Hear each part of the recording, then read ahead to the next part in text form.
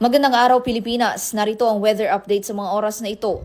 Ayon sa Pag-asa, asahan ang malalakas na pag-ulan dulot ng Bagyong Paulo. Sa loob ng 24 oras, higit 200 millimeters ng ulan ang inaasahan sa Aurora ngayong araw hanggang bukas ng tanghali. Habang 100 hanggang 200 millimeters naman sa Cagayan, Isabela, Quirino, Nueva Vizcaya at Nueva Ecija. Katamtamang ulan na 50 hanggang 100 millimeters ang mararanasan sa ilang bahagi ng Cordillera, Central Luzon, Quezon at Bicol Region.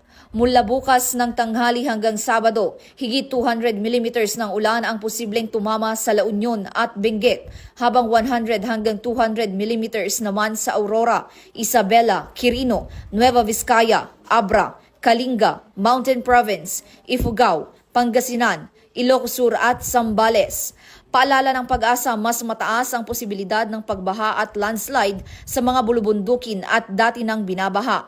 Pinapayuhan naman ng publiko at mga lokal na disaster risk reduction offices na maging handa at maingat.